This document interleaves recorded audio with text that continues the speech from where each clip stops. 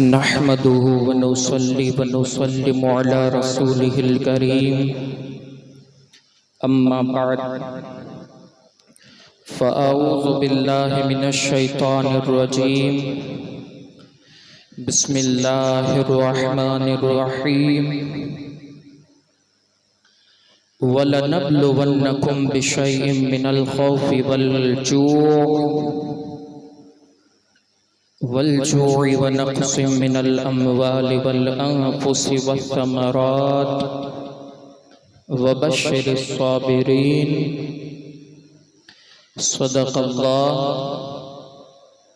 सदक़ल्लाहु मौलानल अज़ीम व बल्लगना रसूलुहुन नबियुल अमीनुल करीम व नहनु अला ज़ालिका लमिनश शाहिदीन वश्शाकिरीन वल्हम्दुलिल्लाहि रब्बिल आलमीन। हाज़रीन मस्जिद व सामीन मोहतरम, अस्सलामु अलैकुम व रहमतुल्लाहि व बरकातुहू। पढ़िए अस्सलातु वस्सलामु अलैका या रसूलल्लाह,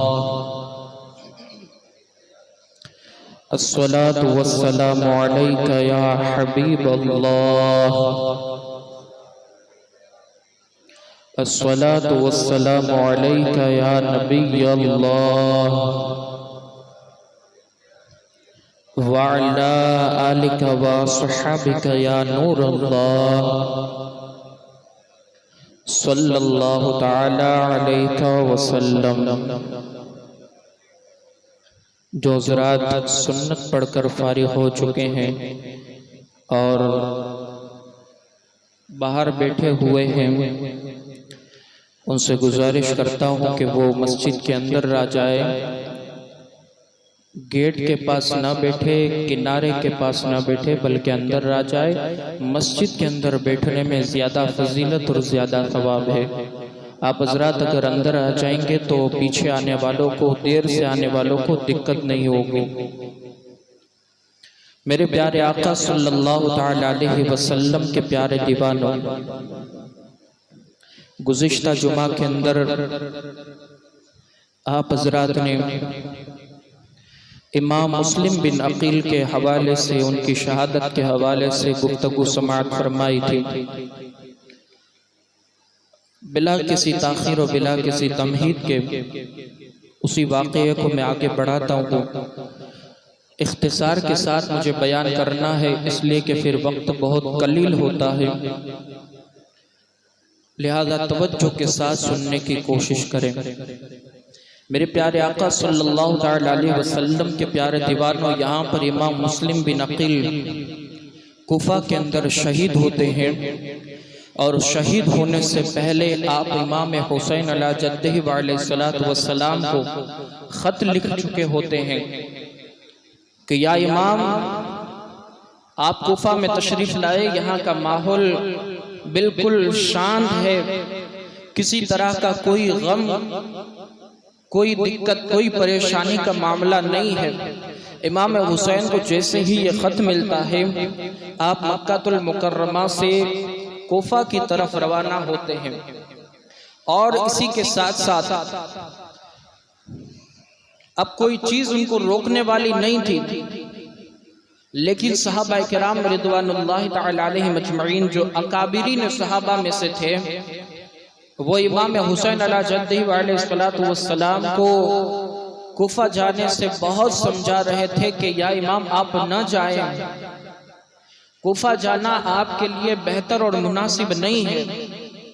लेकिन फिर भी इमाम हुसैन अला जद्दिही व अलैहिस्सलातु वस्सलाम को कूफियों की तरफ से 150 खतूत मिल चुके थे।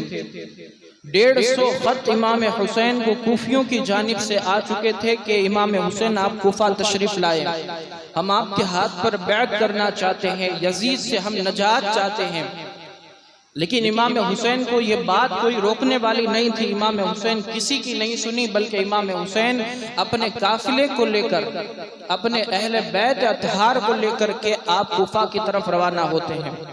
सवारियों का इंतजाम करते हैं और चल पड़ते हैं कूफा की तरफ।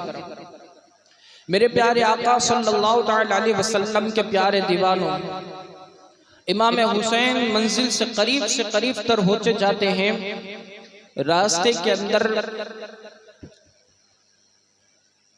जो पहले का गवर्नर था कुफा का, उससे मुलाकात हो जाती है। इमाम हुसैन पूरा माजरा पूछते हैं कि कुफा का माहौल कैसा है।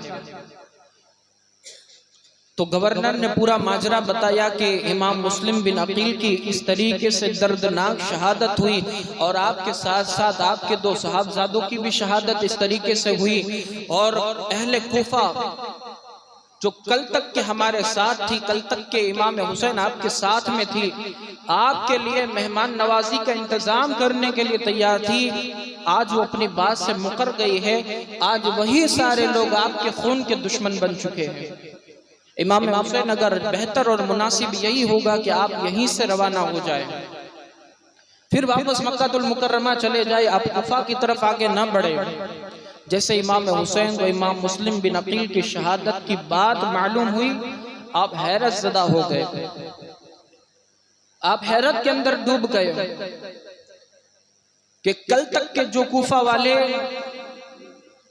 इतना इसरार करके मुझको बुला रहे थे कि इमाम आप अंदर कुफा के अंदर तशरीफ लाइए, वही कुफा वाले मेरे भेजे हुए मेरे नायब के साथ में ये मामला किया। बहरहाल इमाम हुसैन अला जद्दी वाले सलात व सलाम लौटे नहीं, बल्कि आगे रवाना हुए। रवाना होते होते जब मंजिल से करीब हो गए तो हूर बिन यजीद को भेजा गया काफिलों के साथ में। हूर बिन यजीद इमाम हुसैन अलैहि सलाम की फजीलत से आगा था। वो अर्ज करता है, ऐ इब्ने रसूल सल्लल्लाहु अलैहि वसल्लम, मुझे आपको गिरफ्तार करने के लिए भेजा गया है। माजरत के साथ मैं मजबूर हूं, इसलिए कि न मैं आपको छोड़ सकता हूं, न यजीद की मुखालिफत कर सकता हूं। हुर बिन यजीद ने यह सारा मामला किया। अभी गुफ्तगू हो ही रही थी कि एक कासिद खत लाया, उबैदुल्लाह बिन जियाद की तरफ से खत आया हुर बिन यजीद के नाम। और हुर बिन यजीद ने जैसे ही खत को खोला, खत के अंदर ये बात लिखी हुई थी कि तुम जहां कहीं भी हो, इमाम हुसैन अला जद्दी वाले सलात व सलाम को वहीं पर रोक देना, कोफा के अंदर दाखिल मत होने देना। हुर बिन यजीद ने इमाम हुसैन को खत दिखाया। देखे, मैं अभी आपके सामने बात ही कर रहा था कि मुझे कासिद ने खत दिया है, आपकी गिरफ्तारी के लिए मुझे मजबूर किया जा रहा है। इमाम हुसैन ने इमाम हुसैन से कहा कि मुझे आपको गिरफ्तार करना होगा, मैं उसकी मुखालिफत नहीं कर सकता, ना आपको छोड़ सकता हूं। इमाम हुसैन ने कहा कि मेरे प्यारे आका सल्लल्लाहु अलैहि वसल्लम के प्यारे दीवानों, इमाम हुसैन अला जद्दी वाले सलातु व सलाम फिर आगे बढ़ते हैं। वहां से आगे बढ़कर के जैसे ही करबला के मैदान के करीब पहुंचते हैं, वहां पर आप एक मकाम पर पड़ाव डालते हैं। वो सारा माजरा होने के बाद इमाम करबला तक पहुंचे, करबला में पड़ाव डाला। अब यहाँ पर इब्ने जियाद की तरफ से लश्कर पे लश्कर भेजे जा रहे हैं। गोया के 22,000 लोगों का लश्कर करबला के मैदान में इमाम की मुखालिफत के सामने भेज दिया गया। इब्ने जियाद ने अपने जो लश्कर वाले थे उसको नहर फुरात पर जमा दिया, पड़ाव डाल दिया। कहा कि फातिह खैबर का बेटा और हैदर कर्रार की औलाद को इस तरीके से हराना ये मुमकिन बात नहीं है। वो जानता था कि इमाम हुसैन से मुकाबला करना ये उसके बस की बात नहीं है। गोया यहाँ पर एक फरेब अंजाम दिया जाए कि इमाम हुसैन और आपके काफिलों वालों को जब पानी की शिद्दत मालूम होगी, पानी से प्यासा कर दिया जाएगा, तो वो नातवा हो जाएंगे, ताकत उनके जिस्म के अंदर से ताकत चली जाएगी और फिर हम उनसे मुकाबला कर सकेंगे। गोया जो है वो 7 मुहर्रमुल हराम से 10 मुहर्रमुल हराम तक पानी बंद कर दिया गया। इमाम हुसैन के पास इस दरमियान के अंदर कई खुतूत और कासिद की तरफ से आने लगे कि ए इमाम, हम आपको कत्ल कर देंगे, हम आपके घर वालों को कत्ल कर देंगे, यजीद आपके खून का प्यासा है, आपसे बदले में सिर्फ एक ही दरख्वास्त है, ए इमाम आप यजीद के हाथ पर बैत कर लीजिए, अभी भी मौका है। यजीद आपके कदमों को चूमेगा, आपको किसी मुल्क का गवर्नर बना देगा, आपके कदमों के अंदर पूरी कायनात की सल्तनत ला करके यजीद रख देगा, अगर आप उसके हाथ पर बैत कर लेते हैं। इमाम ने कहा मेरे पास 2 रास्ते हैं। इमाम ने फरमाया मेरे पास 2 रास्ते हैं। आप किसी खत का जवाब नहीं देते, लेकिन अपने काफिले वालों से कहते हैं कि मेरे पास 2 रास्ते हैं। अगर मैं यजीद के हाथ पर बैत करूंगा तो मुमकिन है कि यजीद हर चीज की दौलत मेरे कदमों में ला करके रख देगा, मुझे किसी मुल्क का गवर्नर बना देगा, मेरे आगे पीछे चलता हुआ नजर आएगा, मेरे कदमों को चूमेगा, मेरे हाथों को चूमेगा, मुझे सर पर उठा करके घूमेगा। ये सारी चीजें दुनियावी हैं, लेकिन अगर मैं उसके हाथ पर बैत कर लूंगा तो कल बरोज़े क़यामत मेरे नाना को क्या मुंह दिखाऊंगा कि उनकी शरीयत को मैंने तक़द्दुस को पामाल कर दिया है। और दूसरा रास्ता यह है, इमाम फरमाते हैं कि मैं उसके हाथ पर बैत नहीं करता तो रहती दुनिया तक मेरा नाम भी रोशन रहेगा और मेरे नाना की शरीयत भी जिंदा रहेगी। मेरे प्यारे आका सल्लल्लाहु तआला अलैहि वसल्लम के प्यारे दीवानों, इस तरीके से बहुत सारे खुतूत आते रहे, एक के बाद एक सारे यजीदियों की तरफ से उस फौज में से एक के बाद एक शख्स आता रहा, इमाम से दरखास्त करता रहा। अब इमाम हुसैन ने जब दरखास्त कबूल नहीं की तो जंग का ऐलान कर दिया। इमाम हुसैन ने पूछा कि ये कौन सा मैदान है? तो इमाम हुसैन, अब हजरत खड़े होकर सफों को दुरुस्त कर ले, पीछे आने वालों को दिक्कत हो रही है।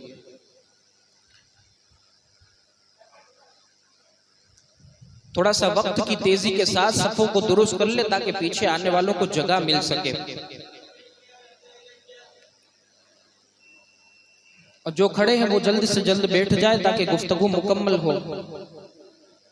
तो मेरे प्यारे आका सल्लल्लाहु तआला अलैहि वसल्लम के प्यारे दीवानों, एक मर्तबा दुरूद पाक पढ़ ले, अल्लाहुम्मा सल्ली अला सय्यिदना मौलाना मुहम्मद मादिनिल जूद वल करम व अलैहिल किराम व अस्हाबिहि रिज़ाम वब्निल करीम मुबारक वसल्लम। तो जंग का ऐलान कर दिया, और जंग के ऐलान से पहले इमाम हुसैन ने पूछा कि ये कौन सा मैदान है? तो फरमाया कि ये करबला का मैदान है। इमाम हुसैन ने कहा कि ये करबला का मैदान है कि यहाँ पर बलाएं और मुसीबतें हैं। इमाम हुसैन ने एक के बाद एक के शख्स के जवाब को इनकार किया, उसके जवाब नहीं देते रहे। जब इमाम हुसैन का कोई जवाब न मिला, आप पिंडाल के अंदर हैं, अपनी इबादतों के अंदर मसरूफ हैं, कुरान पाक की तिलावतें कर रहे हैं, एक के बाद एक शख्स आता रहा, इमाम को बरगलाने की कोशिश की, डराने की, धमकाने की, हर चीज से कोशिश करती, लेकिन इमाम किसी तरीके से अपने हाथ को नापाक हाथ के अंदर देने के लिए तैयार नहीं है। अब जंग का ऐलान हो गया। इस तरीके से जंग का ऐलान हुआ, एक के बाद एक मलऊन आते रहे, उनकी तरफ से वार किया, लेकिन इमाम पाक अलैहिस्सलातु वस्सलाम ने फरमाया तुम जानते हो मैं कौन हूँ? अभी भी वक्त है, संभल जाओ, मैं इब्ने रसूल हूँ, मैं रसूलुल्लाह का बेटा हूँ।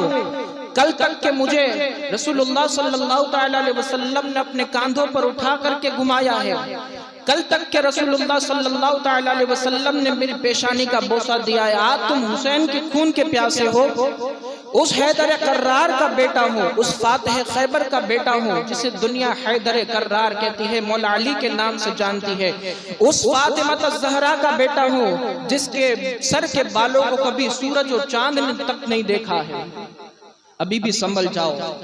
लेकिन वो यजीद पलीद और उसकी कौम और उसकी फौज किसी तरीके से मानने के लिए तैयार नहीं है। जैसे एक शख्स आया, इमाम हुसैन अलैहिस्सलाम ने अपने खैमे के अंदर आग का इंतजाम किया था।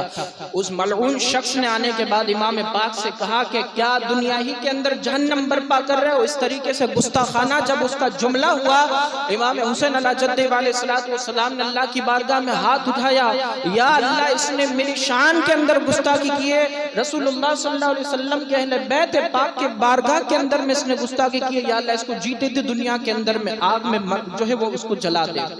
इमाम पाक की दुआ इस तरीके से कबूल हुई कि जो खड्डा जो खुदा गया था, उस खड्डे के अंदर जो आग लगाई गई थी, वो यजीद की तरफ से आने वाला शख्स जो था, उसके घोड़े का कदम, उसकी टाप उस खड्डे के अंदर ऐसी गिरी और उसका कदम इस तरीके से आग के अंदर पड़ा कि वो जल करके उसी आग के अंदर राख हो गया। ये सारा माजरा यजीदियों ने देखा। देखने के बाद फिर एक शख्स को भेजा गया इमाम हुसैन की बारगाह के अंदर लड़ने के लिए। इस तरीके से वो भेजते गए। इमाम पाक अपनी अल्लाह की बारगाह के अंदर दुआ करते गए, अपने हाथों को उठा करके। जैसे उस शख्स को भेजा, इमाम हुसैन ने दुआ फरमाई, या अल्लाह इसको जीते जी ऐसा जहर अता फरमा कि जिसकी कोई दवा ना हो, कोई इलाज ना हो। उसको नजासत का जो है वो गलबा तारी हुआ, उस शख्स आने वाले के ऊपर एक नजासत का गलबा तारी हुआ। हाजत से फारिग होने के लिए जो है वो जिस्म को नंगा करके एक कोने में जाकर के वो हाजत से फारिग होने के लिए बैठा। इमाम पाक की दुआ इस कदर रंग लाई कि जहरीला सांप और बिच्छू ने उसको ऐसी जगह पर डसा कि कोई उसका हामी और कोई उसका मददगार नहीं था। तड़प तड़प करके वो मर गया। ऐसी हालत में उसको मौत आई। ये देख करके भी यजीद और उसकी फौज संभलने का नाम नहीं ले रही है। मेरे प्यारे आका सल्लल्लाहु तआला अलैहि वसल्लम के प्यारे दीवानों, इतने में एक और शख्स आता है इमाम हुसैन अलैहिस्सलाम की बारगाह में। इमाम अभी भी वक्त है, संभल जाओ। नहर फुरात पर पहरा लगा दिया गया है। आपको प्यास लगी है, आपके लिए पानी मौजूद नहीं है। आपको खाने की भूख लगी है, आपके पास खाने के लिए कुछ नहीं है। आपको प्यास लगी है, पानी के लिए कोई इंतजाम नहीं है। अभी भी वक्त है, संभल जाओ, वरना आपको प्यासा कत्ल कर दिया जाएगा। इमाम पाक ने फिर अपनी अल्लाह तबारक व तआला की बारगाह के अंदर हाथों को बुलंद किया। अल्लाह की बारगाह के अंदर दुआ करते, मौला इस आने वाले शख्स को इसी दुर्रेती दुनिया के अंदर में जो है वो प्यास की शिद्दत से उसको मौत अता फरमा। अल्लाह की बारगाह के अंदर ऐसी दुआ कबूल होती है कि वो उसका घोड़ा, उसका जो है वो उसका जो सवारी थी, जो घोड़े पर बैठ करके आया था, उस घोड़े की लगाम हाथ से छूटती है और वो भागता है। उस घोड़े के पीछे वो शख्स भी भागता है जो यजीद की तरफ से आया हुआ था। इतना भागता है कि भागने की वजह से उसका गला सूख जाता है। उसको प्यास की शिद्दत मालूम होती है। उसने प्यास प्यास करके लोगों को प्यास के लिए कहा कि मुझे पानी पिलाओ। कोई शख्स ने उसको प्यास के लिए पानी नहीं दिया ताकि उसकी प्यास बुझ जाए। मेरे इमाम की दुआ इस कदर रंग लाती है कि वो शख्स यजीद की तरफ से आने वाला, घोड़े के पीछे भागने वाला, उसको प्यास की ऐसी शिद्दत मालूम हुई कि रहती दुनिया तक तारीख के अंदर लिखा हुआ है कि उसको प्यास की हालत में मौत अता फरमाई गई। अभी भी ये देख करके यजीद पलीत की तरफ से कोई माजरा, कोई चेंजेस नहीं हो रहा है। मेरे प्यारे आका सल्लल्लाहु तआला अलैहि वसल्लम के प्यारे दीवानों, इस तरीके से बहुत सारा वाकया तो तवील है, लेकिन एक के बाद एक करके अली असगर की शहादत होती है, हजरत अली अकबर की शहादत होती है। रहते रहते सारे नौजवान की, सारे अहले बैत पाक की जब शहादत हो जाती है, मेरे प्यारे आका सल्लल्लाहु तआला अलैहि वसल्लम के प्यारे दीवानों, इमाम हुसैन अपने खेमे के अंदर जैसे ही वापस पलटते हैं, इमाम हुसैन देखते हैं कि इमाम ज़ैनुल आबिदीन जो बीमार हैं, 22 साल के नौजवान हैं, हाथ में तलवार लेकर के खड़े हैं, अर्ज करते हैं अपने आका के, अपने वालिद की बारगाह में, अब्बा जान आपका भी एक बेटा बाकी है। इमाम ज़ैनुल आबिदीन ने कहा कि मैं जंग के अंदर जाता हूँ, मैं मैदान के अंदर लड़ने के लिए जाता हूँ। इमाम हुसैन ने बोसा दिया, उनके सर को चूमा और चूमने के बाद अर्ज फरमाया कि मेरे बेटे, मेरी नस्ल जो चलेगी रहती दुनिया तक, कल बरोज़ क़यामत तक जो नस्ल चलेगी वो तुम ही से चलने वाली है। तुम बीमार हो, तुम्हें जाने की जरूरत नहीं है, तुम्हारा बाप अभी जिंदा है। तुम तलवार को छोड़ दो, तुम मेरे जानशीन हो, तुम ही मेरे बाद पूरी इस्लाम को संभालने वाले हो, शरीयत के पाबंद रहने वाले हो, शरीयत के आगे बढ़ाने वाले हो, इसलिए तुम्हें जाने की जरूरत नहीं है। फर्श अलील पर आपको फिर से लिटा देते हैं। अब इमाम हुसैन अला जद्दह अलैहिस्सलातु वस्सलाम जुल्फ़िकार हैदरी हाथ में लेते हैं और जो है वो नाना का अमामा अपने सर पर बांधते हैं और बांधने के बाद जो है वो अपनी सवारी पर बैठते हैं और इमाम हुसैन अला जद्दह अलैहिस्सलातु वस्सलाम करबला के मैदान में जाते हैं, यजीद से मुकाबला करने के लिए जाते हैं। इमाम हुसैन अला जद्दह अलैहिस्सलातु वस्सलाम ने काफी मुकाबला भी किया और काफी कत्ल भी किया। उन लोगों के जो है वो लोगों को काफी कत्ल करने के बाद इमाम हुसैन अला जद्दह अलैहिस्सलातु वस्सलाम के जिस्म अक़दस पर 72 जख्म भी लग चुके थे। मेरे प्यारे आका सल्लल्लाहु तआला अलैहि वसल्लम के प्यारे दीवानों, इतने में इमाम हुसैन अला जद्दह अलैहिस्सलातु वस्सलाम के जो है वो सीने मुबारक के ऊपर शिमर मलऊन हावी हो जाता है, बैठ जाता है। इमाम हुसैन अला जद्दह अलैहिस्सलातु वस्सलाम ने उस शिमर मलऊन से कहा, ऐ शिमर, आज जुमा का दिन है, पूरी दुनिया के मसाजिदों के मिंबर पर मेरे नाना का खुतबा पढ़ा जा रहा है। मेरी शरीयत मुतहरा ये कहती है कि नमाज का जब वक्त हो जाए तब किसी भी हालत में रहो, नमाज जानी नहीं चाहिए, नमाज को हम नहीं छोड़ सकते। तुम मेरे सीने पर से हट जाओ ताकि मैं नमाज को अदा करूं, आज जुमा का दिन है। शिमर मलऊन इमाम हुसैन अला जद्दह अलैहिस्सलातु वस्सलाम के सीने मुबारक से हटता है। इमाम हुसैन अला जद्दह अलैहिस्सलातु वस्सलाम, ये वाक़या थोड़ा इख्तिसार के साथ बयान करता हुआ जा रहा हूँ इसलिए कि वक्त बहुत गुजर चुका है। शिमर मलऊन जैसे ही सीने मुबारक से हटता है, इमाम पाक जो है वो नमाज की हालत में है, नमाज बांध लेते हैं, नमाज शुरू कर देते हैं। जैसे ही इमाम पाक अला जद्दह अलैहिस्सलातु वस्सलाम सजदे की हालत में जाते हैं, तपती रेत के ऊपर शिमर मलऊन इमाम पाक के सर पर अपनी तेज तलवार चला देता है और इमाम पाक का सर धड़ से अलग कर देता है। इन्ना लिल्लाहि व इन्ना इलैहि राजिऊन। ये इमाम पाक की शहादत है। आज हम इमाम पाक की शहादत से क्या दर्स हासिल कर रहे हैं, क्या समझा है इमाम पाक की शहादत से हमने? नमाजों को छोड़ने का दर्स हमने करबला से लिया। हाथ में कड़े पहनने का नाम ये हुसैनियत है, हाथ में रंग बिरंगी डोरे बांधने का नाम हुसैनियत है। इमाम पाक ने इसलिए सर कटाया था, करबला के मैदान में इसीलिए शहीद हुए। इमाम पाक ने इसलिए सर नहीं शहीद करवाया कि आप 10 दिन के हुसैनी बने, रंग बिरंगी कपड़ों के अंदर अपने हुसैनियत को जो है वो डाल दें। इसी का नाम हुसैनियत नहीं, बल्कि हुसैनियत तो इसका नाम है कि जब दीन की मुहाफिजत के नाम आए, जब दीन पर आंच आने की बारी आए, तब ना इमाम हुसैन ने अपने घर को देखा, न घर वालों को देखा, न हत्ता कि अपनी जान को न देखा। इसी का नाम इमाम हुसैन है, इसी का नाम हुसैनियत है। आज हम गलत ट्रैक पर जा रहे हैं, ये स्टेटस पर नोहा लगा रहे हैं, ये स्टेटस पर ताजिए की तस्वीर, ताजिया बनाना, नगारे बजाना, ढोल बजाना। आप बताएं, इमाम हुसैन पाक की शहादत के बाद ढोल किसने बजाया? आप कहते हैं इमाम हुसैन पाक से हमको मोहब्बत है, हम मोहब्बत के अंदर ढोल बजाते हैं, ताजिया बनाते हैं। आपसे ज्यादा हुसैनी और आपसे ज्यादा मोहब्बत करने वाले 1400 साल के अंदर और भी आए हैं। आप तारीख उठा करके देखें, किसने ढोल बजाया? क्या गौस पाक ने ढोल बजाया? क्या गरीब नवाज ने कभी ढोल बजाया, कभी ताजिए लेकर के निकले? आज जो हम कलमा पढ़ते हैं वो इमाम पाक की शहादत का नतीजा ये है। आज हम मस्जिदों के अंदर में आकर नमाजें अदा करते हैं, ये इमाम पाक की शहादत का नतीजा है। मेरे प्यारे आका सल्लल्लाहु तआला अलैहि वसल्लम के प्यारे दीवानों, ये हुसैनियत नहीं है। उसने 51 डेग खिचड़े की बनाई, हम 100 डेग बजाएंगे। क्यों भाई? इसी का नाम हुसैनियत है।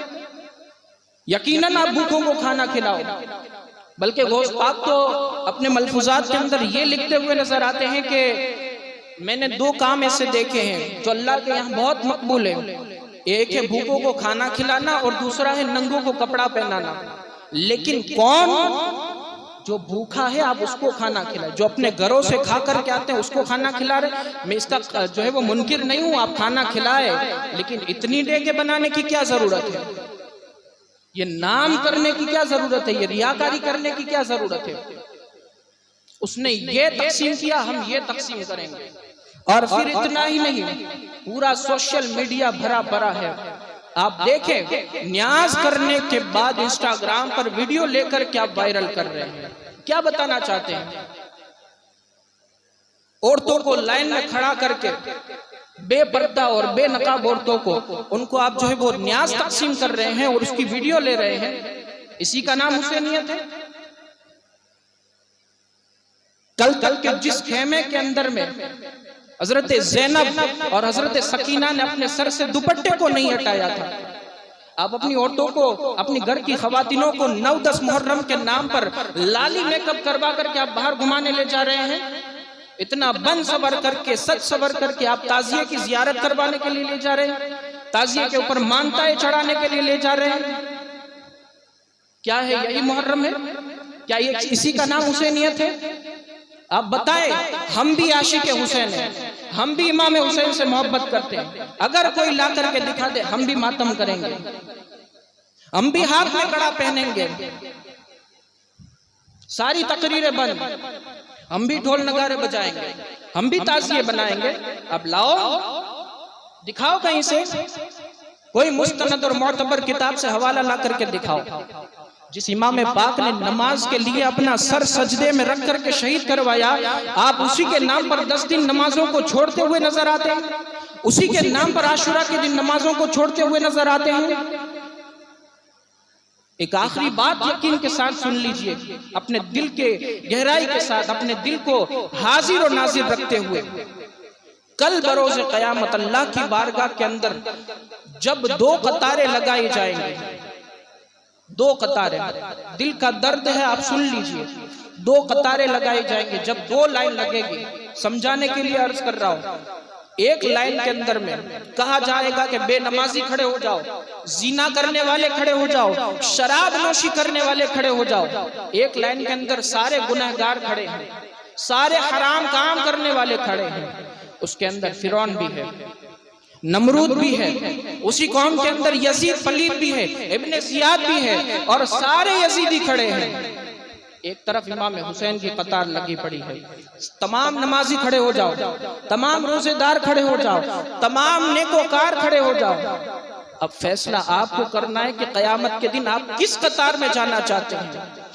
क्या इमाम पाक इससे खुश होंगे? आप ताजिए बनाकर, नगारे बजा करके उन्हीं के नाम पर नमाजों को छोड़ेंगे, कल बरोज़ क़यामत इमाम हुसैन को मुंह क्या दिखाओगे? तो मेरे नाम से मोहब्बत करता था, दुनिया के अंदर में सिर्फ इमाम हुसैन का नाम लेता था, या हुसैन करता था, और किरदार यजीदियों वाला अपनाता था। क्या इसी का नाम हुसैनियत है? क्या मैंने इसीलिए इमाम हुसैन कहेंगे, क्या मैंने इसीलिए सर कटाया था? जा झूठे, तू तो झूठा है, तू सिर्फ दावा करता था, तूने किसी पर, मेरे नक्शे कदम पर कोई अमल नहीं किया है, मैं तेरी सिफारिश कभी नहीं करूंगा। और जब नाना का नवासा जब हाथ छोड़ेगा ना, तो याद रखियो, वो नाना भी आपका हाथ नहीं पकड़ेंगे, वो सरवरे कायनात शाफिए महशर भी आपका हाथ नहीं पकड़ेंगे। तुम जिस हुसैन के नाम पर ढोल बजाते हो, मोहब्बत का इजहार करते हो इमाम हुसैन के नाम पर, क्या इमाम हुसैन ने इसीलिए शरीयत को बचाने के लिए ये शरीयत के नाम पर ढोल बजवाए थे? बल्कि इमाम हुसैन की शहादत के बाद यजीद ने इमाम हुसैन का सर नेज़े पर लेकर के ढोल बजा करके अपनी जीत का ऐलान किया था। अब आप अंदाजा लगाइए कि आप कौन सी ट्रैक पर जा रहे हैं। जब हक का आईना दिखाएंगे तो बहुत सारे लोगों को कड़वे भी लगेंगे, बहुत सारे लोगों को बुरा भी लगेगा, वो कल अल्लाह तबारक व तआला की अदालत में फैसला होगा कि कौन हुसैनी और कौन यजीदी है। छोड़ दीजिए ऐसे गोरख धंधों को, छोड़ दीजिए सारे खुराफात को। न ताजिए का हुक्म कुरान और हदीस से है, न नगारे का कुरान और हदीस से हुक्म है। अगर किसी चीज का हुक्म कुरान और हदीस से है तो वो है अकीमुस्सलाह, नमाज कायम करो। नमाज का हुक्म अल्लाह ने कुरान में दिया है, इसकी फर्जियत से कोई इनकार नहीं कर सकता। बल्कि अल्लाह तबारक व तआला ने जो है वो नमाज की अहमियत को इस कदर अफजल व आला किया है कि सारे अहकामात तो अल्लाह तबारक व तआला ने, चाहे रोज़ों का हुक्म हो, हज का हुक्म हो, ज़कात का हुक्म हो, किसी चीज का हुक्म हो, अल्लाह ने इसी फर्श गीती पर दिया है। लेकिन नमाज ऐसी इबादत है कि इसका हुक्म अल्लाह ने मेराज पर बुलाकर अपने रसूल को अता फरमाया। यह है नमाज। आज हम नमाज से गाफिल है और हुसैनियत का दावा करते हैं। यकीनन हमें पलटने की जरूरत है, इमाम हुसैन के नक्शे कदम पर चलने की जरूरत है, तब जाकर के हम असल माना में, सच्चे माना में हम हुसैनी कहलाएंगे। अल्लाह तबारक व तआला की बारगाह में दुआ करता हूँ, मालिक मौला जो कुछ बयान हुआ है उस पर हम सबको कसीर तादाद में अमल की तौफीक अता फरमाए। अल्लाह तबारक व तआला इन सारे खुराफात से हम सबको बचने की तौफीक अता फरमाए। अल्लाह तबारक व तआला इमाम हुसैन के आखिरी सजदे के सदके में हम सबको 5 वक्त बा जमात तकबीर उला के साथ मस्जिद में नमाज अदा करने की तौफीक अता फरमाए। अस्तगफिरुल्लाह रब्बी मिन कुल्ली ज़ंबि व अतूबु इलैहि व मा अलैना इल्लल बलाग। अस्सलामु अलैकुम व रहमतुल्लाहि व बरकातुहू। तमाम हज़रात खड़े होकर सफ़ों को दुरुस्त कर लें।